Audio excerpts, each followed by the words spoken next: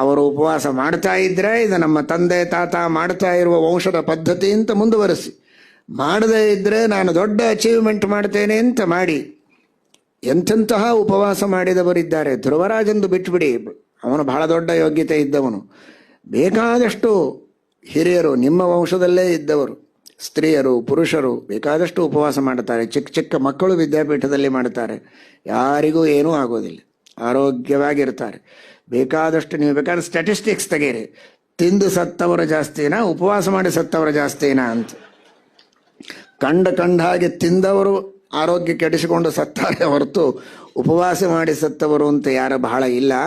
ಆದ್ದರಿಂದ ಉಪವಾಸ ಮಾಡಿದರೆ ಏನಾಗೋದಿಲ್ಲ, ಸ್ವಲ್ಪ ಕಷ್ಟ ಆಗ್ಬೋದು, ಆದರೆ ಪೂರ್ಣವಾಗಿ ಶ್ರೀಮದ್ ಆಚಾರ್ಯರು ಎಷ್ಟು ಮಹತ್ವ ಕೊಟ್ಟು ಹೇಳ್ತಾರೆ, ಎಷ್ಟು ಮಹತ್ವ ಕೊಟ್ಟು. ಕೃಷ್ಣಾಮೃತ ಮಹಾರಾಣವ ಗ್ರಂಥದೊಳಗಿನ ಬಹುತೇಕ ಭಾಗ ಏಕಾದಶಿಗೋಸ್ಕರ ಇಟ್ಟಿದ್ದಾರೆ ಶ್ರೀಮದ್ ಆಚಾರ್ಯರು, ಹರಿವಾಸರಕ್ಕೋಸ್ಕರ ಇಟ್ಟಿದ್ದಾರೆ.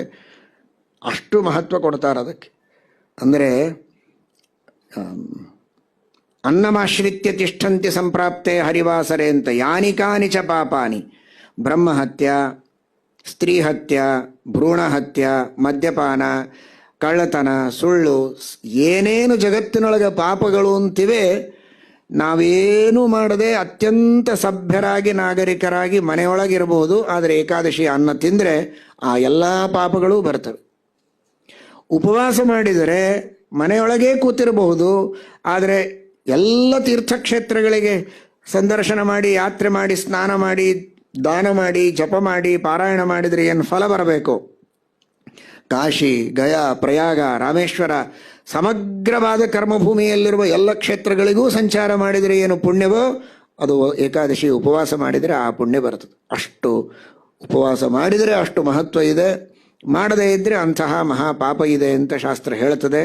ಆದ್ದರಿಂದ ಬೇಗ 8:30 ಒಳಗೆ ಬೇಕಾದಷ್ಟು, ಅದಕ್ಕೇನು ನಿರ್ಬಂಧ ಇಲ್ಲ, ನಿಮಗೆ ಎಷ್ಟು ಬೇಕೋ ಅಷ್ಟು ಯಥೇಚ್ಛವಾಗಿ ಆಹಾರ ಸ್ವೀಕಾರ ಮಾಡಿ ಆಮೇಲೆ ಮಾತ್ರ ಹಠದಿಂದ ಚೆನ್ನಾಗಿ ಕುಡೀರಿ. ಹೊಸದಾಗಿ ಮಾಡೋವರಿಗೆ ಹೇಳ್ತೇವೆ, ಪ್ರಾಕ್ಟಿಕಲ್ಲಾಗಿ ನೀರು ಕುಡಿಯದೆ ಅವಸರ ಮಾಡಿ ಮರೆತು ಬಿಡಬೇಡಿ. ಬೇಗನೆ ತಿಂದು ಮುಂದೆ ಸ್ವಲ್ಪ ನೀರು ಕುಡಿಯೋದಕ್ಕೂ ಅವಕಾಶ ಇಟ್ಟುಕೊಂಡು ಅಷ್ಟರೊಳಗೆ ನೀರು ಕುಡಿದು ಮಾತಾಡ್ತಾ ಓಡಾಡ್ತಾ ಹರಟೆ ಹೊಡಿತಾ ಇರ್ರಿ. ಏನೇನೇನೇನೇನೂ ಆಗೋದಿಲ್ಲ, ದೇವರು ರಕ್ಷಣೆ ಮಾಡ್ತಾನೆ.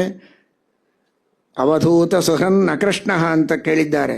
ಹಾಗೆ ಉಪವಾಸ ಮಾಡಿದಂತಹ ವ್ಯಕ್ತಿಗಳ ರಕ್ಷಣೆಗಾಗಿ ಆ ಪರಮಾತ್ಮ ಅವಶ್ಯವಾಗಿ ನಿಮ್ಮ ಜೊತೆಗಿದ್ದಾನೆ. ನಾಳೆ ಎಲ್ಲರೂ ಉಪವಾಸ ಮಾಡಿ ಒಳ್ಳೆ ಕಳೆಯಿಂದ ಮತ್ತೆ ಸಾಯಂಕಾಲ ಉಪನ್ಯಾಸಕ್ಕೆ ಇಲ್ಲಿ ಬನ್ನಿ. ದೇವರ ವಿಶೇಷ ಅನುಗ್ರಹ ಎಲ್ಲರ ಮೇಲೆ ಆಗುತ್ತೆ. ಶ್ರೀಕೃಷ್ಣ ಅರ್ಪಣಮಸ್ತು.